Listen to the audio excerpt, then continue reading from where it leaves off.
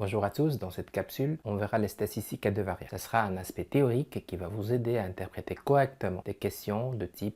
Tout d'abord, il faut comprendre c'est quoi des statistiques à deux variables. Ce cours sur les statistiques à deux variables se construit autour de ce qu'on a vu déjà sur les statistiques à une variable ou ce qu'on a appelé statistiques descriptives. L'idée, c'est de prendre deux variables dans une population statistique donnée et essayer éventuellement de chercher un lien entre ces deux variables. Fixons notre cadre théorique et dans le cadre théorique, bien sûr, il y a toute une série de notations qu'il faut maîtriser. La première variable se note x, grand I. La deuxième variable se note y. Une question de convention mathématique. Ça peut être d'autres lettres. Ensuite, il y a une série statistique qui est donnée. Ce sont des données de l'exercice. C'est dans un contexte donné. Par exemple, si je prends x qui représente le poids, par exemple kilogramme, y représente la taille en mètres, et on vient ici mettre un x2, la première donnée pour x, la deuxième donnée pour x, la troisième donnée, etc.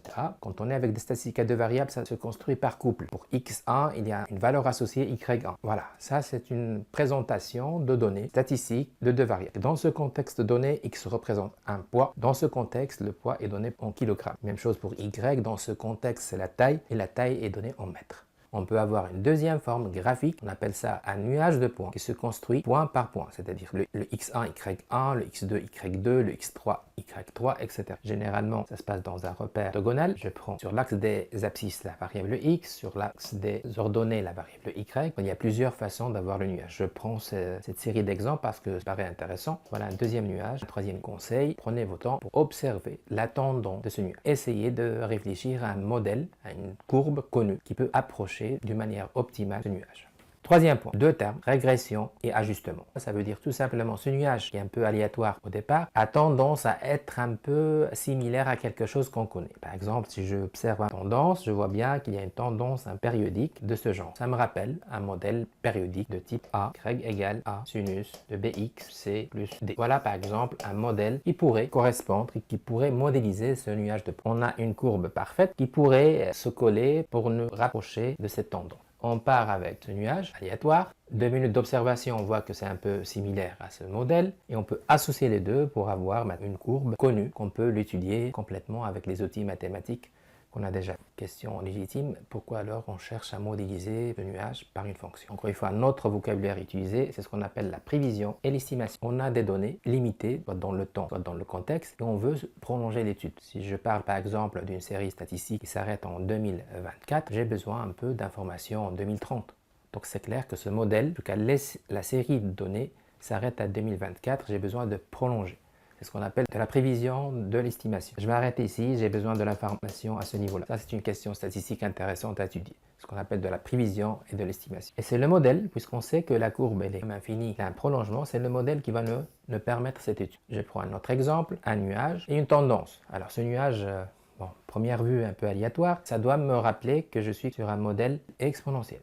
Ce sera une équation de type y égale a e, l'exponentielle bx plus c, etc. Voilà un modèle exponentiel qui pourrait coller à ce nuage. Deuxième précision sur le vocabulaire, deux termes utilisés, l'interpolation et l'extrapolation. Alors l'interpolation, c'est très simple, c'est très intuitif. Interpolation, ce sont les méthodes de mathématiques qu'on va utiliser pour chercher de l'information à l'intérieur du modèle. L'extrapolation, c'est quand on va sortir du modèle. Si par exemple on a une série entre 2000 et 2024, l'interpolation, c'est tout ce qui est entre 2000 et 2024.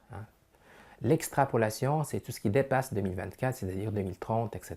Voilà juste l'idée, j'insiste, pas un objectif en soi, mais c'est juste être au clair, être familier avec les notations, termes statistiques utilisés pour ce chapitre. J'arrive maintenant à un modèle central. C'est de traiter un modèle très simple de base. C'est ce qu'on appelle un modèle linéaire ou affine. Alors encore une fois, on part d'un nuage. On voit bien que ce nuage a une tendance linéaire. Linéaire en mathématiques, ça veut dire en fait la même chose que affine.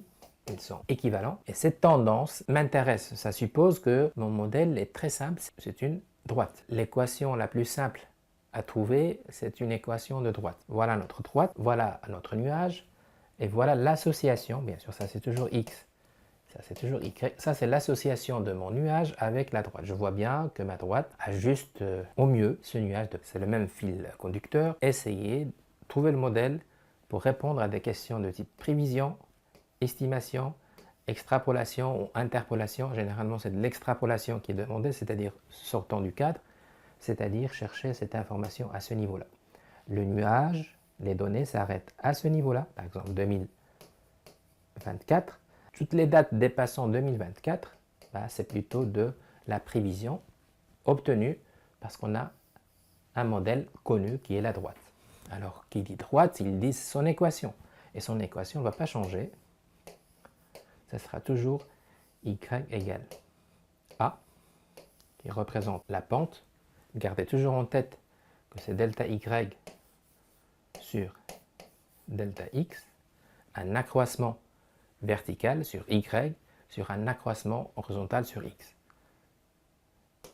X, c'est la variable, plus b qui est l'ordonnée à l'origine, c'est-à-dire l'intersection avec l'axe des y. La pente, positive, positive, alors la droite est croissante. La pente négative, la droite est décroissante. C'est clair ici, par exemple, pour cet exemple, la tendance est une droite croissante, donc il faut s'attendre à une pente qui est positive. Généralement, on utilise cette notation y égale ax plus b, mais bon, au niveau exercice, on peut se permettre des variantes mx plus p. Comprenez que m va jouer le rôle de la pente a et le p va jouer le rôle de l'ordonnée à l'origine b. Voilà, très important. Alors, au niveau calcul, c'est très simple. C'est la calculatrice qui nous donne ces deux paramètres, petit a, petit b. Ça sera l'objet d'une autre capsule avec calculatrice. Je répète, l'objectif, c'est juste comprendre comment ça se passe au niveau théorique pour comprendre les questions de type interprétation et de comprendre surtout dans la partie sans calculatrice. Un autre point très important, c'est ce qu'on appelle le point moyen. Le point moyen, généralement, il est noté par la lettre grand G. Point moyen de cette série, c'est toujours un couple abscisse et ordonnée. Son abscisse, c'est toujours la moyenne sur les observations de X et son ordonnée, c'est la moyenne sur les observations sur Y. Il est intéressant parce que c'est un point qui se trouve toujours sur la droite. Quelque part sur la droite, c'est, bon voilà, il ne faut pas dire milieu, etc. Tout dépend de ce qu'on a, mais il se trouve sur la droite. Un point moyen, gardez ça en tête, elle est toujours sur la droite de régression linéaire ou d'ajustement affine. Comment on l'obtient? Bien sûr avec la calculatrice, et on verra ça dans la partie avec calculatrice. Sinon, si vous avez une question sans calculatrice, on s'arrange pour vous donner une série simple.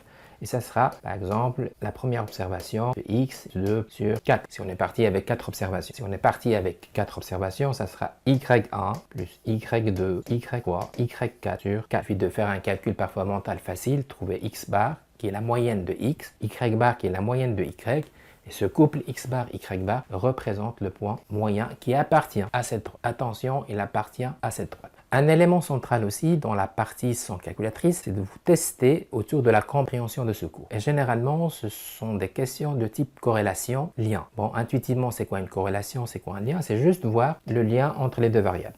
Ça sera toujours x, je prends 3 exemples, y. Attention au vocabulaire, ce sont des nuages. Votre avis sur le lien, sur la corrélation entre les deux variables. Alors par rapport à cette question, c'est juste de l'observation. Voir un peu comment les points se situent dans le graphique. Est-ce qu'ils sont dispersés, est-ce qu'ils sont homogènes, est-ce qu'ils sont serrés, etc. Par exemple ici, c'est un lien un peu moyen. Je vois bien que les points se dispersent. Il devient plus intéressant, c'est un lien fort. Ici, ça devient parfait. C'est un lien vraiment parfait parce que tous les points s'alignent sur la même droite. Donc ça, c'est un lien, disons, très fort. La tendance ici, est-ce qu'elle est croissante ou décroissante? Oui, on voit qu'il y a une tendance croissante. Une tendance croissante.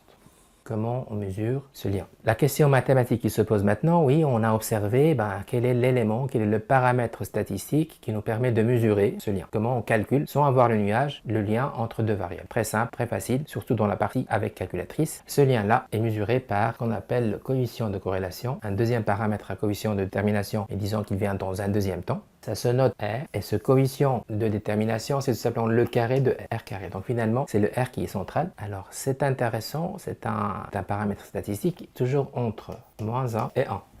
Ce coefficient de corrélation ne peut pas dépasser 1 dans le sens positif, il ne peut pas dépasser moins 1 dans le sens négatif. Il est toujours entre moins 1 et 1. Bien sûr, le R carré, c'est un carré, sera toujours entre 0 et 1. Coefficient de corrélation, on est avec ce R. Coefficient de détermination, on est avec ce R carré. Généralement, ce sont deux paramètres qui se trouvent au même endroit dans la partie calculée. Ça donne automatiquement le R et le R carré. Si j'arrive à 0,95, R égale 0,95, c'est clair que le lien est très fort.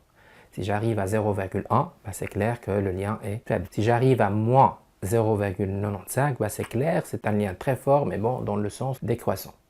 Je vous propose 2 minutes pour une petite animation concernant ce coefficient de corrélation très intéressant. Je prends par exemple ce repère X et Y et je construis de manière aléatoire. Je vous conseille juste de voir le R. Donc le R qui bouge en fonction de ce que je fais. Clair par exemple.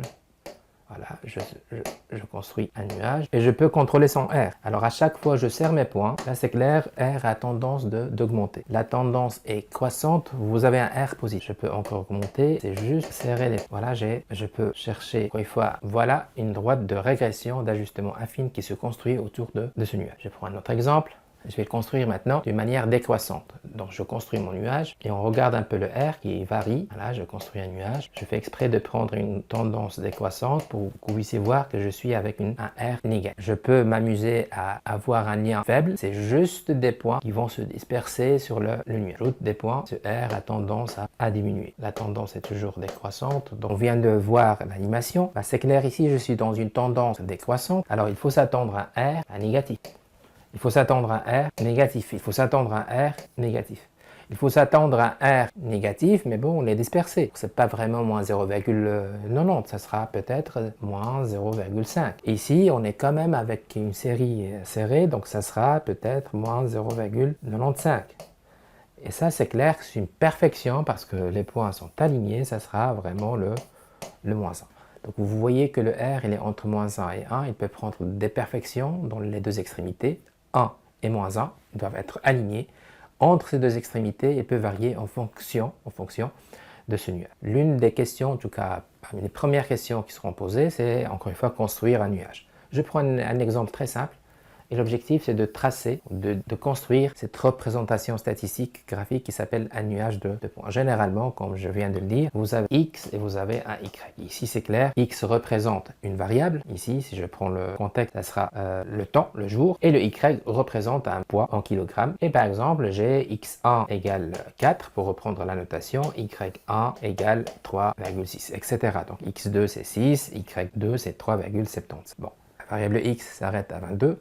Si j'aurais besoin de l'information par rapport à autre chose que 22, c'est clair que j'aurais besoin d'un modèle. Question, construire le nuage de points. La première difficulté, bon, classique, c'est juste l'échelle. Bon, ça c'est notre feuille. Ça c'est clair, c'est notre variable x qui représente les jours. Et là, c'est notre variable y qui représente le poids. Classique. Sur l'axe des abscisses, sur l'axe des ordonnées. Et bien sûr, il faut réfléchir à l'échelle. Alors l'échelle, je n'ai pas de formule à vous donner, c'est juste l'observation de voir. Ça doit rester cohérent et ça doit rester optimal au niveau de votre feuille. Pour l'âge, je vois qu'il y a 4 et 22, je ne vais pas faire 1 cm sur 10 ans. Je peux prendre par exemple 1 cm sur 2 ans. Et je vois que pour Y, ce sont des valeurs décimales. Valeur minimale c'est 3,6, valeur maximale c'est 4,5. Donc je sais que ce sont des pas décimaux. Je peux prendre, je ne sais pas, 0,2 pour 0,2 kg pour 1 cm. Voilà, c'est un choix rapide. C'est juste pour vous donner un exemple différent. Il ne faut pas s'attendre toujours à des perfections. On peut avoir des valeurs décimales, on peut avoir des valeurs fractionnaires. Tout dépend de ce qu'on a. Mais l'idée, c'est juste réfléchir 2 minutes et en principe, on a l'échelle. À partir du moment où on a l'échelle, je peux représenter, ici, c'est toujours X et c'est toujours Y. Alors, j'insiste sur ça. Ne pas sacraliser l'origine. Ça ne doit pas démarrer avec le 0, avec X et 0 avec Y. D'ailleurs, j'ai fait exprès de choisir un début 4, ensuite le 6, le 8, le 10, le 12, 14, 16, 18, 20, 22. Tout le défi, c'est de rester dans le cadre de la feuille. Et je suis bien parti. Je ne suis pas dans l'obligation de démarrer avec 0. J'ai démarré avec 4. Je fais la même chose avec Y. Donc, je vois je commence par 3,4, 3,6, 3,8, 4, 4,2, 4,6. Et j'ai une répartition comme ça optimale qui me permet quand même d'avoir un regard assez bon sur ma série statistique à 2 variables. Bon, j'ai tracé sur l'axe des X une graduation convenable. J'ai tracé sur l'axe des Y une graduation convenable. Maintenant, il suffit de rester point par point pour les placer. Mon premier point, le 4, 3,6, 6, 3,75, le 9, 3,80, le 14, 3,90, le 17, 4, le 19, 4,24 et le 22, 4,5. Mon nuage est bien tracé et la tendance est bien claire. J'ai une tendance croissante. J'attends quand même un R positif, juste de l'anticipe R positif, car la tendance est croissante. Ils sont quand même serrés, donc il va être quelque chose de type 0,90, 0,92, etc. Tout ça, je le sais parce que j'interprète bien mes données. Voilà pour cette capsule orientée vers des statistiques à 2 variables sans calculatrice.